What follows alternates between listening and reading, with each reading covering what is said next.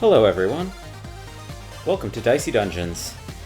So, Dicey Dungeons is a game that I've played quite a bit in the past few months. I never recorded any of it though, because it was kind of just like my fun, enjoy on my own game. But they just released a Halloween event, so I thought it would be fun to sort of share that with everybody. So, we're going to go to bonus episodes. Halloween special. And I've not played this before, but well, I mean, I've played Dicey Dungeons before. I'm actually most of the way complete with it. I'm like probably about 80% done with the main game. I just have a few challenges to go. But let's play. So, just as a quick primer before we hop in. For people who don't know, Dicey Dungeons is a sort of a deck builder, sort of a roguelite. In the main game, there's 6 different classes. I guess in the Halloween special, there are 3, the Warrior, the Inventor, and the Witch. Each class actually plays pretty significantly differently. I guess I don't want to get too much into those mechanics, but let's just start with the Warrior. He's kind of the basic one. His main thing, at least in the main game, is that he has a special ability that lets him double an action.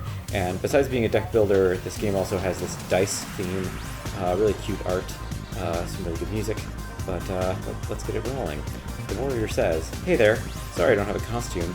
I made one, but I forgot I'm shaped like a dice now and it doesn't fit." Let's go. Oh, no. Welcome back to the Dicey Dungeons Halloween special. Oh yeah, I did test this before, so I guess I'm maybe not getting the initial... I quit immediately though, I just wanted to make sure I got the capture right, so I guess I'm not getting the initial dialogue anymore. But Lady Luck, who is running this sort of game show we're trying to escape from, is the host. So anyway, welcome back to the Dicey Dungeons Halloween special. Oh, well, I guess we kind of miss... Sorry about that, everybody. If you want the full dialogue, someone else has maybe captured it.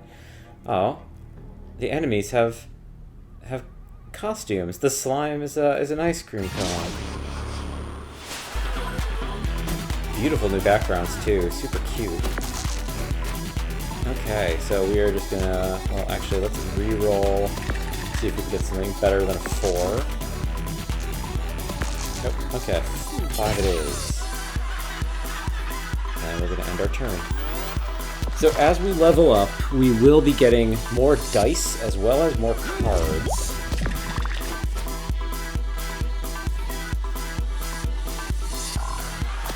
And we'll also have the ability to mix up some abilities. It seems like Slime's abilities are the same as normal, so he might just be the typical poison type. Poison is a decaying rate. And there we go. Pulling is decaying damage. Damage is actually kind of an important resource in a sense in the game. Ooh, Battle Axe. Max of 4, but does double damage. You have a special ability. Well, here's our backpack. We can add other abilities. That's the deck builder component. I'm trying to see if I could find... Oh, maybe not. I was going to see if we could find info about my special ability, but the Warrior dice has Fury as an ability, which charges up. I think it's every 10 damage you take, it activates. But it lets you double the effect of a single dice's use. Now, Little Frog has a scythe. So cute. Okay, let's see what we can get, everybody. 6 is good. Nice, this is actually the ideal turn, which is more than enough to beat the frog. I wish they'd let me have an axe, says the frog. He normally has a ridiculously large sword, way bigger than his body, and he complains about wanting an even larger sword. I just bet I could have won. It goes with the costume way better. Every time we level up, we not only increase our health, but we also heal up completely. So this is like, oh, and we get an extra dice, this level at least. So that becomes part of the strategy in the main game, is that... Let's see. Oh, start each turn with Fury, but it only works 50% of the time.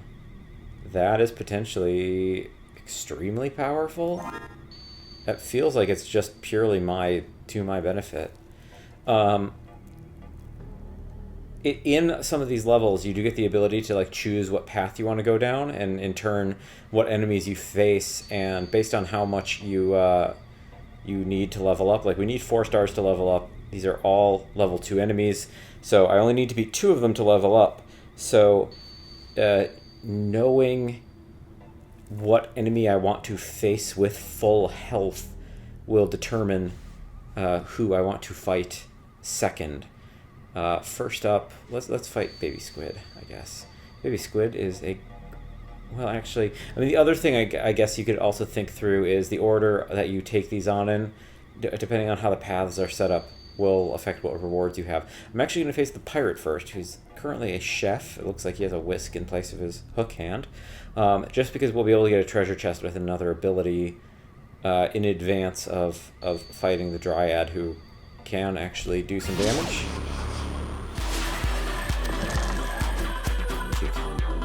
Okay, well, we're immediately just going to drop a 6 into the sword. And that did a lot of damage. We're going to try to get a 4. Didn't get a 4, so we'll just drop that in there. Ooh, those are good rolls for him. Oh, actually, that's kind of a weird choice, but whatever. He burned one of our dice, which means that in order to use it, I need to sacrifice health. Because we only have 2 abilities, I don't actually need to, though. On top of which, I can kill him in 1 hit by doubling the damage to 4. We're going to save our Fury ability for the next fight. Let's see what we get here. Bump. Dice value +1. Not a super great ability, but I'm happy to have it. It's like a good... I don't want to say it's filler, but it's kind of filler for now. We'll see what more we can get as things go. Oh, apparently I also don't have regular Fury. I just have Recovery. I guess that's maybe part of the Halloween set, is that I have this rather than my normal Fury ability. Being able to heal is really good, though. Like, healing is such a crucial part of this game. Oh, perfect. Okay. 6 damage. +1. Oh, and we get extra dice. Well, not necessarily useful right now, but that's okay. Do I want to heal? You know what, I'm actually gonna... I don't need to heal, but if he does damage to me, we'll recharge our recovery anyway. He's just blinded 1 dice, which means I can't see what it contains. This is obviously potentially dangerous for something like my sword, because I don't know if I'm putting in a 1 versus a 6. There are some advantages to it, though. Or like there's, depending on what your build is, being blinded isn't inherently that big a deal. The fact that I get Fury at the start of every turn is potentially gigantic. Level 3, max health up by 4, and we get to choose either the Pole Star or the Katana. So I can... The Katana's pretty advantageous. Pole Star is really powerful because I can do up to 10 damage, but it's only every other turn. I think the Katana will probably output more total damage over the course of the run. It's a little risky, but I kind of think it's worth doing. I don't use it that much, but like... Let's try it out. We'll see. I mean, this is just my first run on the Halloween mode, so we'll see how it goes. Dryad time. She is normally poison type, and she's all green, of course, as a Dryad would be. Okay, so right off the bat. Nice. Nice. And we get a 4. Oh, well. Under most circumstances, constantly getting 6s would be a very good thing, but not here. No, that hurts. And she healed 3 health. That's kind of a winner. That's okay, though. Let's reroll our 1. Reroll that 5. Reroll the 1. Not having great luck there. It's okay, though. I have a lot of damage right now. This is a pretty powerful build. So... Let's see what else we can get. Broadsword is straight up just better than sword, so I'm absolutely buying that. Something we will also be able to do eventually is we will find enemies. Ooh, 50% extra health. Dang, that's a dangerous modifier. This anvil lets us level something up, which is super useful. Just because it does different. Every piece of equipment has a different upgraded version, but one of the advantages for a lot of them, the upgraded version makes it smaller, so that it's one tile rather than two, which means we can have more equipment, you know, equipped total. So the Yeti is easier. Or actually, excuse me, the Marshmallow is easier. But I guess it doesn't really matter what order I go in. At least right now. Okay, let's see what we can do, everybody.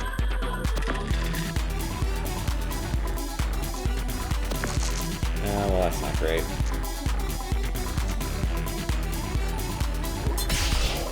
And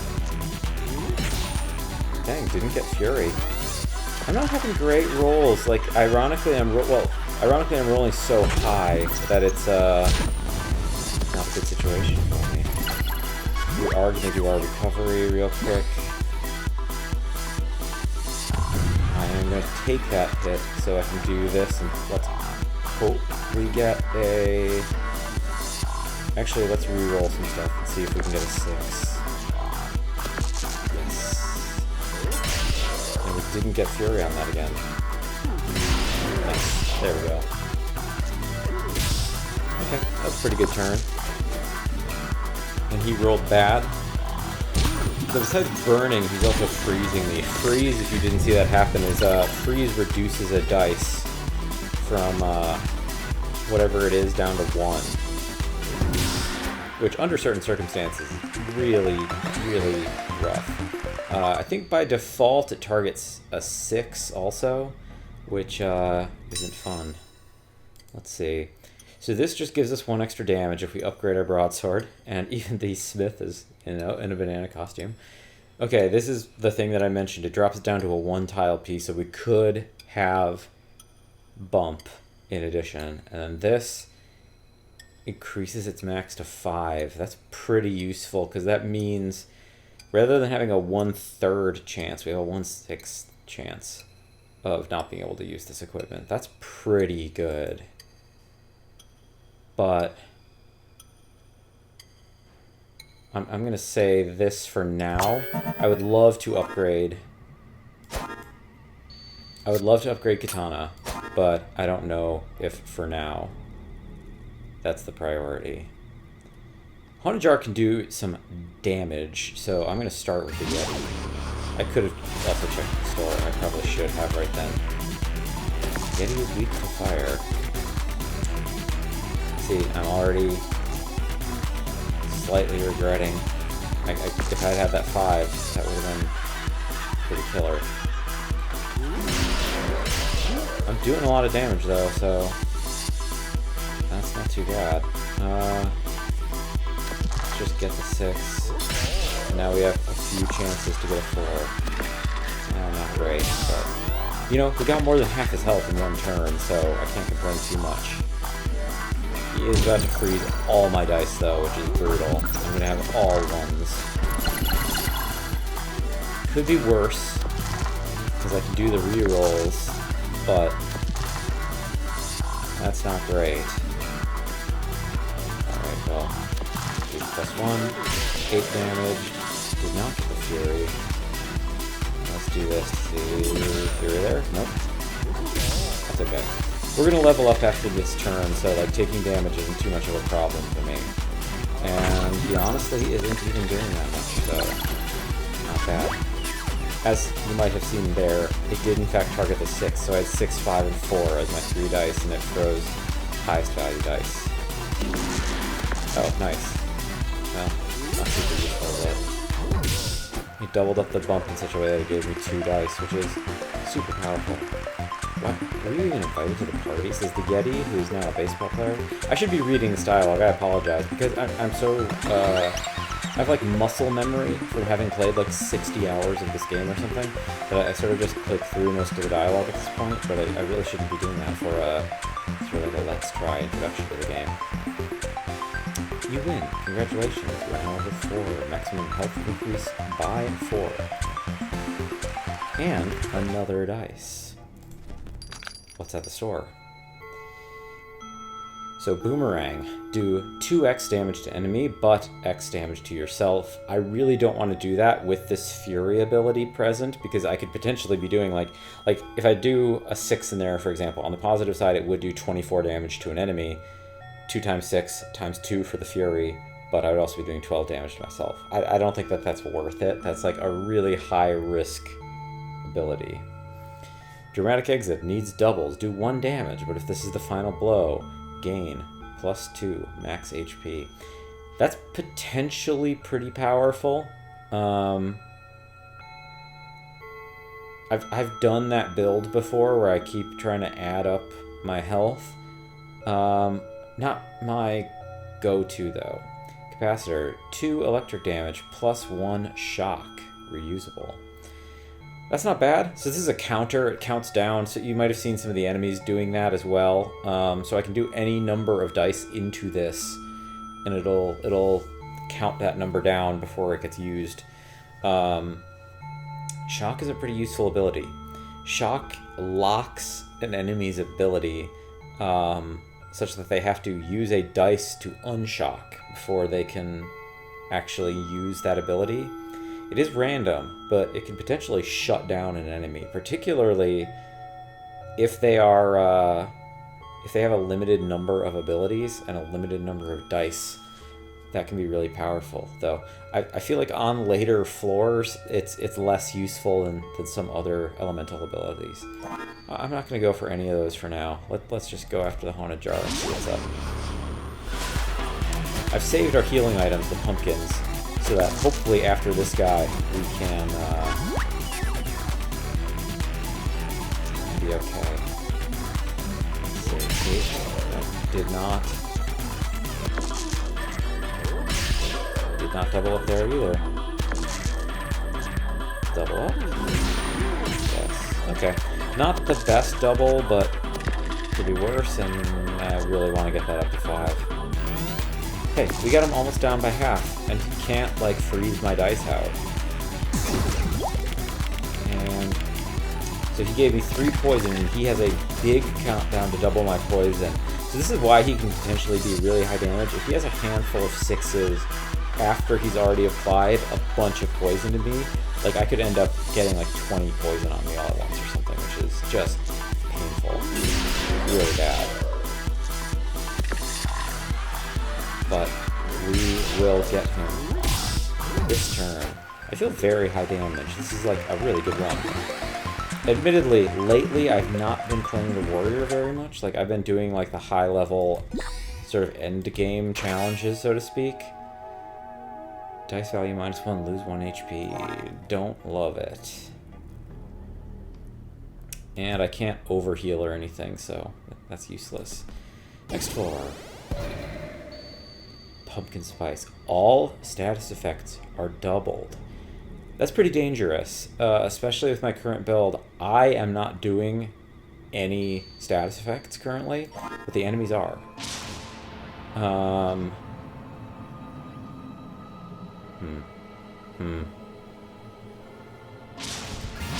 the Demon is strong against fire. Spooky Fury 2. Do I have 2 built up?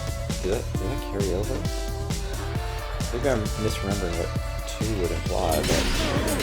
Oh, nope, I'm right. It carries over. Dang. That's great, though. That was 24 damage on that hit, which is pretty bonkers. And this is actually a pretty solid setup. Dang. We just did 39 damage in one turn. That's very powerful. He is gonna... Oof. Oof. Oh, status effects are doubled. Right. Status effects are doubled. That's why Fury is doubling. That's pretty rough.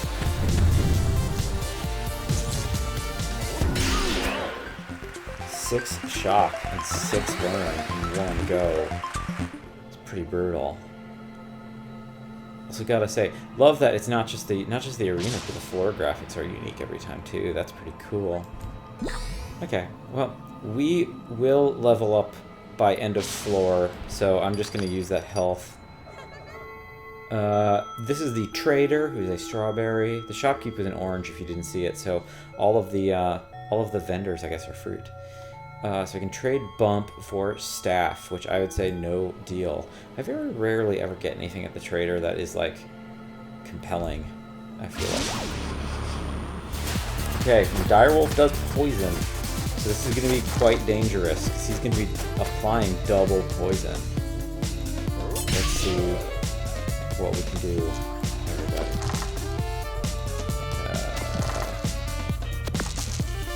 Not great.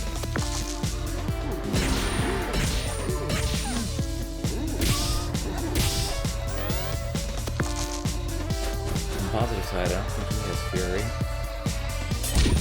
Just 4 poisons. This is going to be a painful floor. Recover immediately, because we're just going to keep taking poison damage. Let's see what we can get this one up to. Okay.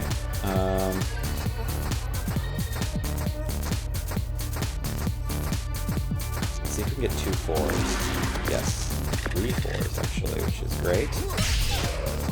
That maybe wasn't the best move on my part. I think I just miscalculated a little bit, but we're doing okay. We'll be fine. And he didn't get double, so he can't curse me. I hate curses. It basically randomly booby traps one of your abilities. Which, thankfully, he did not do to me. Curse can really screw up a run. Like, I've really been ruined by curses. Sledgehammer, do 8 shock damage and shocks the enemy after 10 is put in. I don't think that's a great one. If we were to upgrade it, it would be pretty powerful, because I think the upgrade reduces the counter. I have a sneeze coming, everybody, so pardon me while I try to fight that back. Now a mummy. Mummy's retired. Is Mummy a new enemy? I don't know if I know Mummy. Let's roll this. Roll this.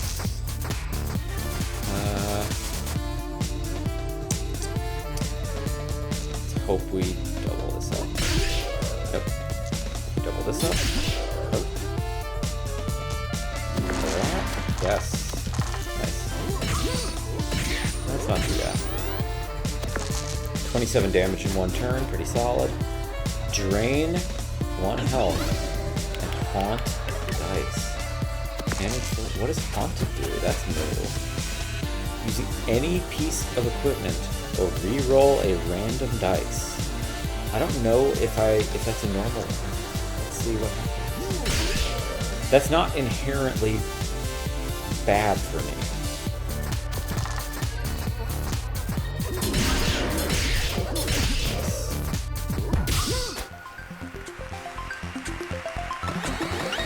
Level up. Congrats, you're level 5. Maximum health increased by 4. Absolutely upgrade equipment. Katana. Okay, I'm feeling dangerous, everybody. I've got a wisp, but the wisp is a baby. It's a weird costume. That's okay. Let's do it. Nice. Always a good way to start a turn. Nice. Reroll 1. Reroll that. Just reroll that. Cool. doing big damage, everybody. 39 again in one. Oof. Double burn.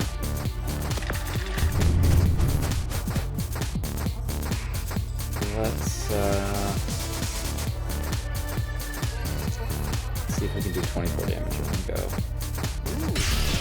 Nope. Okay, let's try again. Nice. There we go. And we have 14 stars to level up, so we gotta face this, basically a mimic, Rotten Apple. Looks like a health item, but not, so that's brings us down to 10, and we have 2 level 5s. So we're not going to level up until the last enemy on the floor, in which case we might as well heal up so we enter into this next fight. We're not over-healing, or we're not, like, wasting. And we do also have a 10 heal waiting in the shop. And I can upgrade Bump to use it twice in one turn. Yes, please. Let's see what the treasure chest has also. Detonator. Do 1 damage for every poison on enemy. Not going to use it, but not bad to have, I suppose. Let's see what we can do. Oh, nope, okay.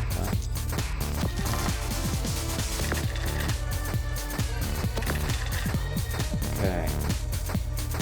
So let's... Boom.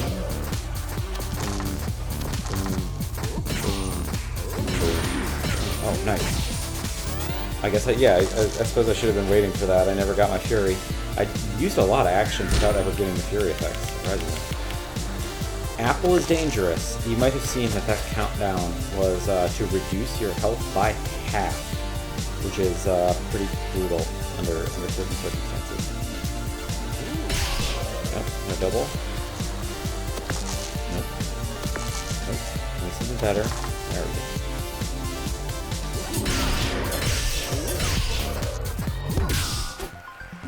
Reducing health by half actually makes the Rotten Apple one of my favorite enemies to fight with low health.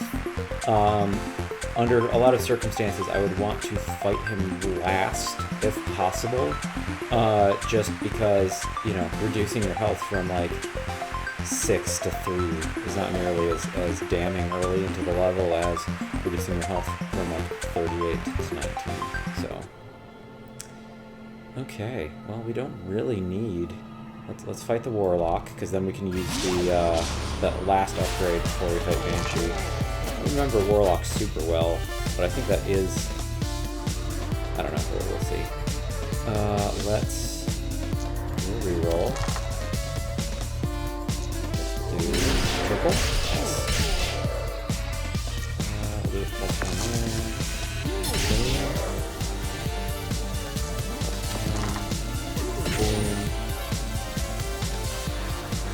So, my thinking on the math of re-rolling the dice, we have a 50% chance of it going lower, a 33% chance of it going higher, and a 17% chance or whatever it is for it just to stay the same. I don't think it's worth re-rolling, so I'm just going to deal that damage. Got 41 down on that first turn, which is very powerful. Oof. He turned me all to ones. Let's heal up real quick. What is confusion? The equipment is mixed up and obscured this turn. Not really. I mean, I know what these things do. I mean, unless they're like status effects are randomized or something. Oh, yep, they have been. Okay, semi-randomized.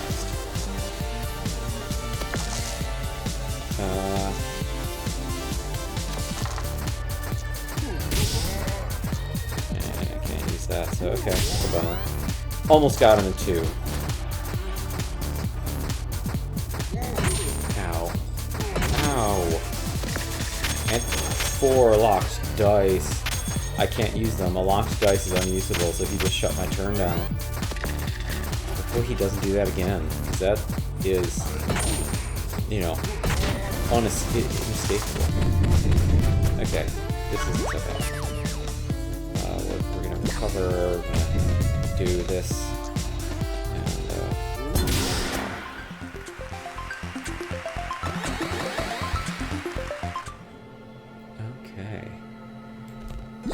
Heal up. Upgrade the broadsword. Not that it's super important, but having an extra damage isn't a bad thing. Particularly because that means that's now up to 27 damage. Which now makes it, like, definitively my most powerful attack. Banshee looks like she's maybe just a goth girl.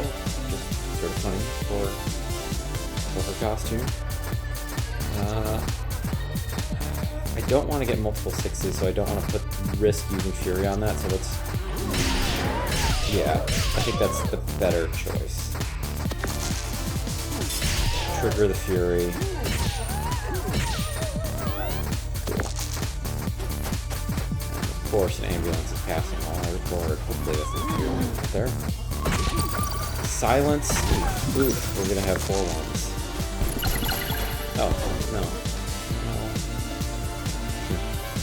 Silence. Cannot use character skills or limit breaks. So I can't re-roll, and I also can't heal, which is not great. Let's okay, no, that's okay. Do I want to keep re-rolling? Really? That's enough to finish her. So we're going to make it all the way to the boss. First attempt at the Halloween. We are now max level. 1 more dice. Up to the boss we go. Warrior versus Drake. Dang, I don't like fighting Drake. Okay. So the thing about Drake is that you have to use the wooden stake to finish him off, which means we need to turn off one of our things. So specifically, I think we just have... Well, I guess I could take away Katana and put something else there. What does Candle do again? No. No. That's a bummer.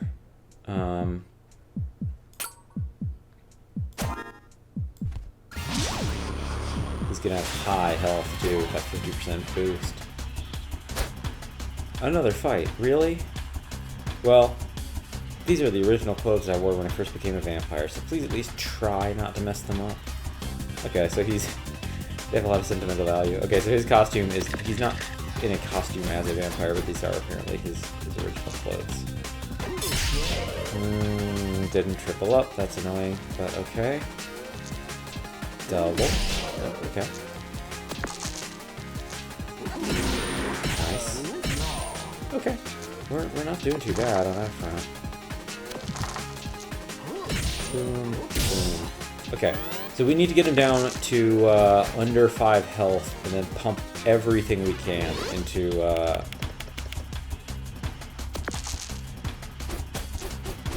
wooden stake. Though, if we also end up with a surplus of 6s that we can't put into the katana, we'll also dump them into wooden stake. Nice. Nice. Okay. I'm going to save recovery so that I can actually use the totality of it rather than risking overrolling.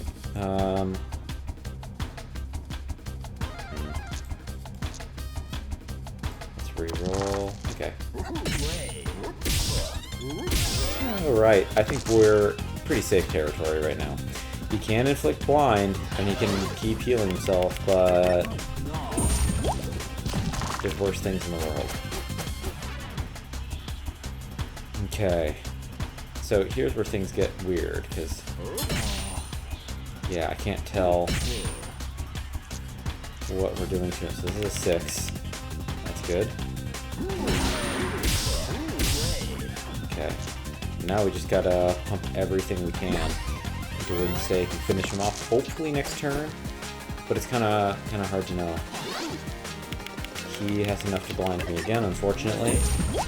11 poison is pretty brutal. Like, I'm probably dead next turn if I don't get him this time. Which I will not. We'll see. Let's hope we don't die, everybody. No, he shouldn't be able to. He shouldn't be able to kill me. It's close, but okay. So we gotta...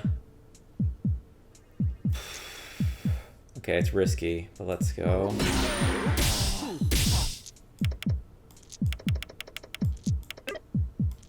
Hopefully this isn't a 1. Got him. Okay, everybody. We got it. Oh, and it's the mummy rather than the mummy saying spin. It's not the host. Hard to get going with these mummified little fingers, but stick with me, I'll figure it out. We're spinning the wheel. Did we get to escape? Nope. We just died. Ah, look at that, you win. Nah, wait. School's meant to be bad, isn't it? You lose. Episode complete. Warriors Halloween Special. Challenge complete. Complete the Warriors Halloween episode. Collect. The Demon. Likes my cheekbones. Karaoke go-to. I like to wait until someone else puts a song on and then sing All-Star over the top of it. Always goes down well with the team. Reason for entering the dungeons. I wanted to find some people to torment who hadn't given up all hope yet. It's so much more fun to crush them when they're not quite in abject despair. Alrighty, everybody. So we have now completed one of our 3 Halloween episodes. I'm excited to play the rest, but I don't necessarily need to record them. I don't know if this game is all that fun to watch, per se, but I do want to give it a cosign, so to speak. Like, I've had a lot of fun with this game. And the main game is actually, like, quite a lot of content. There's 6 classes plus some hidden bonus thing that I haven't gotten to quite yet. But there's 6 challenges per class. And the classes do play quite differently. So I would highly recommend checking it out. You know, if you want to stop watching the video right now, actually, just maybe I'll just give a quick teaser for people who are interested in this game but not sure if they're that interested in it, just to give you examples of like how dramatically different these classes play. Thief is pretty straightforward, like not super dissimilar from the Warrior, but has the ability to steal equipment. Robot is where things start getting really weird. So Robot has this gauge that fills up as you roll dice, and you can basically roll as many dice as you want so long as you stay under a total amount, like a total value rolled. So like the value might start off at 13, which means you could fill it up in just 3 dice, like 2 6s, and you know, any third dice will completely fill that up. If you go past that line, all of your equipment breaks. So long as you stay under it, though, you can keep doing stuff. On the other hand, though, like if that equipment is 13, you could roll 13 ones in a row and just keep doing ones on your equipment. And depending on what that equipment is, you could keep stacking and doing like really powerful effects. Like stacking 1 poison on someone 13 times means that they are going to be taking, I'm trying to think, 13 damage the first turn, 12 damage the next turn, 11 damage the next turn, etc., which means you'll pretty rapidly kill an enemy. So Robot is an interesting one. If you get up to the line perfectly, so like in the case of if your limit is 13, if you land a perfect 13, you get an extra special ability, so that's pretty neat.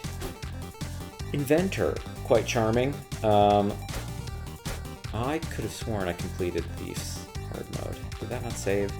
One thing I would say I have an issue with this game is I've actually had to replay sections because the game hasn't saved progress I did. I could swear I could have cleared out all of the first 4. Anyway, Inventor. Inventor has this interesting thing where at the end of every fight, you have to sacrifice a piece of equipment, and that equipment becomes like a gadget. The gadget is something you don't have to roll with, you just press a button and it automatically works. But it also means that you keep cycling through, like you can't keep stable equipment throughout the whole game. The game constantly is providing you with more and more equipment, but you're like cycling through it rapidly because every fight you're losing something. Really interesting playstyle though, because choosing whether you want to sacrifice a piece of gear to get a better gadget versus sacrificing bad gear so you can keep certain gear more consistent is interesting challenge. The witch is the hardest in the game by far, but she's kind of fun. She has a spell book, which requires you at the start of every fight, you have to use dice to unlock things from your spell book, and that sort of makes it usable for the rest of the turn or the rest of the match. It's interesting and challenging because she has really powerful gear, but there's this back and forth between needing to expend dice to like choose what abilities you even have access to before you're even able to activate them with additional dice. So, interesting playstyle. Lastly is the Jester, who's like the truest deck builder, so to speak. He has these cards that you cycle through, and you have the ability to like keep adding equipment cards that more in the traditional deck builder style, there is this back and forth balancing act of not wanting to dilute your options by having really bad RNG. If you have too many abilities, you know your ability to access the ability you want when you want it is reduced. But if you have too few abilities, you can't reshuffle your deck in a single turn. So if you have too few, you could hypothetically go through all of your cards and then still have dice left over that you can't even use because they're just sitting around waiting. So the 6 classes all do feel quite different to play, and there's a lot of fun, cool challenges with different rules to them. It's a surprisingly content-rich game for what seems like a very simple concept. So highly recommend it. It's a super fun game with great art, great music. It's a fun one. So thank you so much for watching this, everybody. I hope someone enjoys Dicey Dungeons by way of my recommendation, and if not, I hope you at least enjoyed watching the video. I'll think about whether or not I record the remainder of the Halloween special. It's fun, at least, for the season. But in the meantime, thanks so much for watching, everybody. We'll see you next time.